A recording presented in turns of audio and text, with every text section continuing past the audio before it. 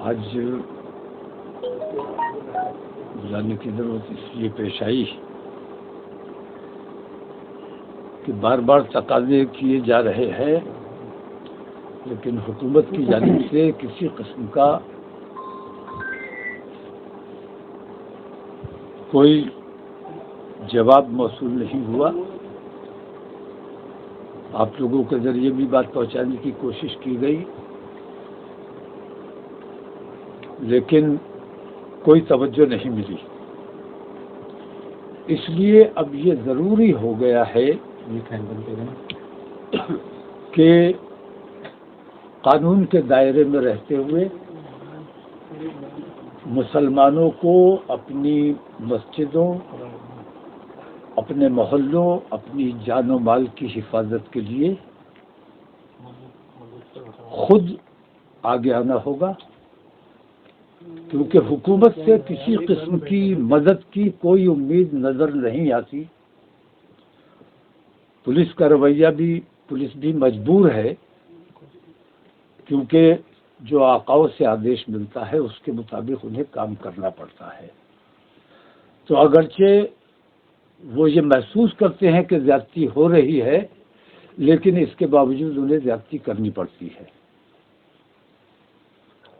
तो जैसा कि हमने ऐलान किया था कि 15 दिन इंतज़ार किया जाएगा, उसके बाद हम दिल्ली कूच करेंगे। तो इत्तेफाक राय से ये तय हुआ है कि पूरे हिंदुस्तान से मुसलमान और सेकुलरिज्म में यकीन रखने वाले और अपने देश के संविधान से मोहब्बत करने वाले, लोकतंत्र को हिंदुस्तान में कायम रखने की कोशिश करने वाले तमाम लोग अपने अपने इलाकों से निकलकर दिल्ली पहुंचेंगे। 15 तारीख से इंशाअल्लाह हमारा इरादा है कि बरेली से तिरंगा यात्रा की शक्ल में पैदल मार्च दिल्ली तक किया जाएगा और राष्ट्रपति को ज्ञापन दिया जाएगा।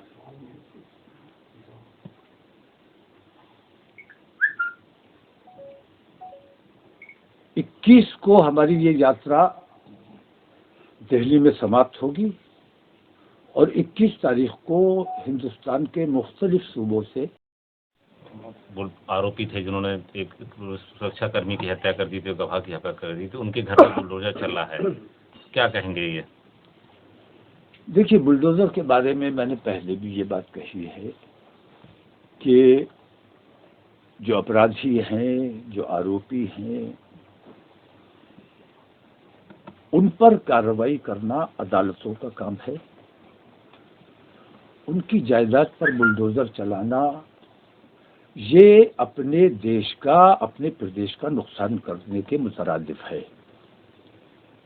अगर अपराधी हैं, उनकी संपत्ति कुर्क कर लीजिए, किसी गरीब को दान कर दीजिए, लेकिन बुलडोजर चलाकर जो मिसमार कर दिया जाता है तो ये तो देश का नुकसान है।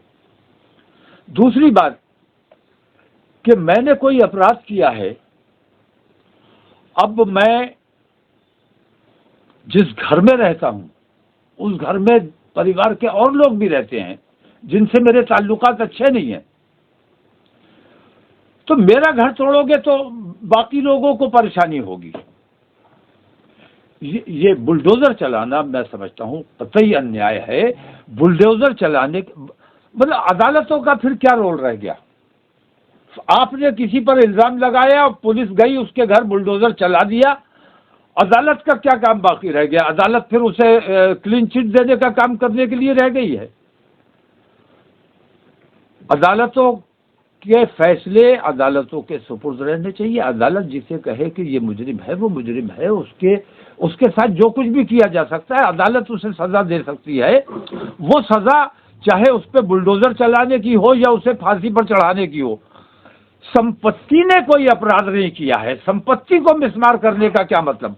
अपराध किसी इंसान ने किया है, वो जिस घर में रहता है उस घर ने कोई अपराध नहीं किया है।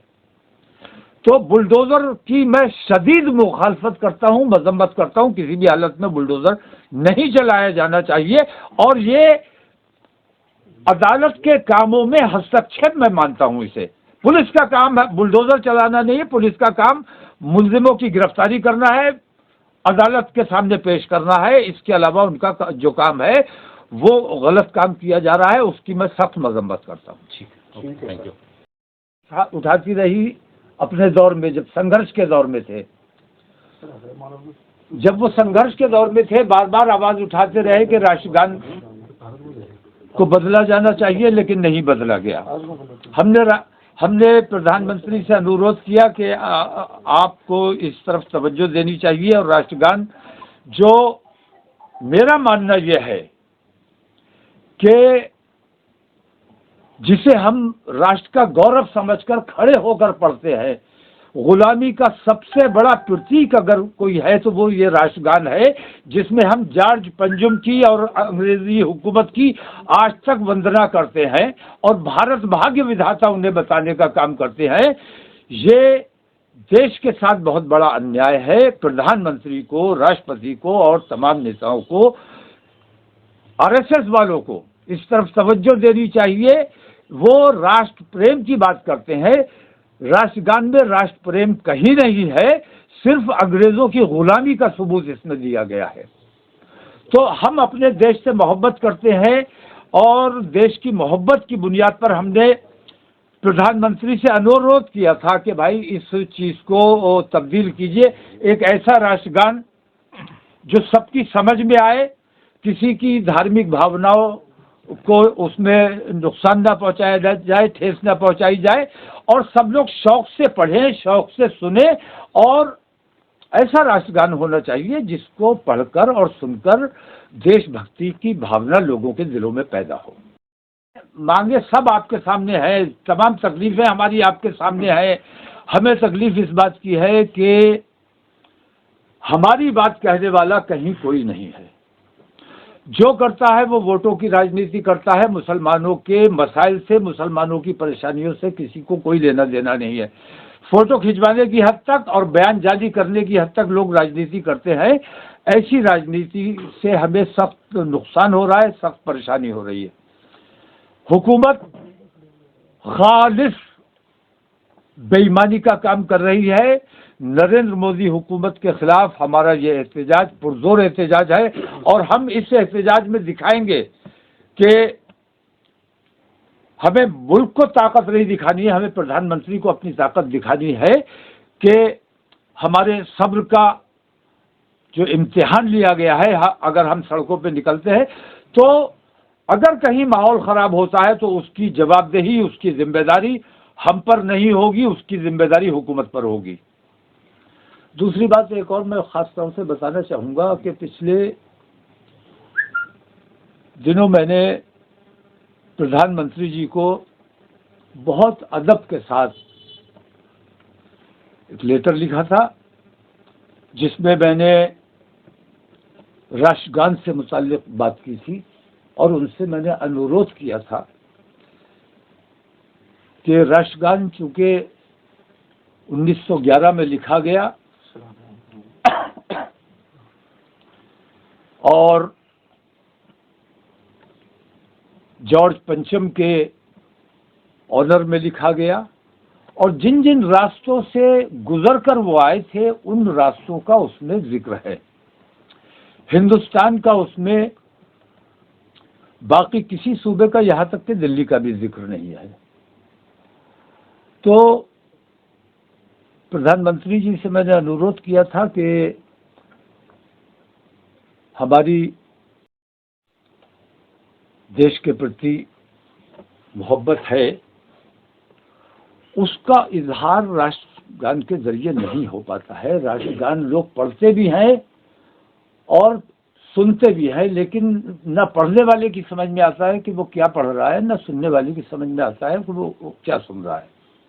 लेकिन राष्ट्र प्रेम की भावना से तमाम लोग खड़े होकर उसे पढ़ते हैं। उसमें मैं कहता हूं कि जनगण मन अधिनायक जय है। ये अधिनायक शब्द किसके लिए कहा गया है? ये सरासर, जैसे हिंदूवादी तमाम संगठन इस बात का बार बार जिक्र करते हैं कि गुलामी के प्रतीकों को मिटाया जाए। गुलामी के प्रतीकों को मिटाने के लिए उन्हें सिर्फ वो इमारतें और वो चीज़ें नज़र आती हैं जहाँ पे मुसलमान नाम लिखा है। गुलामी तो अंग्रेज़ों से हासिल की है, हमने निजात हासिल की है, आज़ादी हासिल की है, लेकिन अंग्रेज़ों के ऑनर में, अंग्रेज़ राजा के ऑनर में जो गीत लिखा गया उसे आज़ादी के बाद,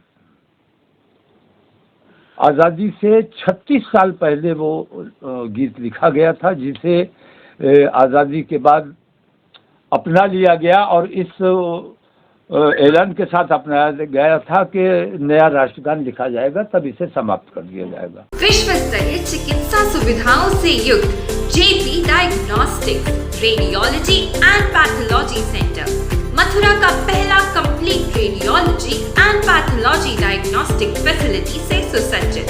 doctor Deepak Agarwal and doctor Nidhi Agarwal, JSR tower, Govardhan crossing, NH 90, Mathura.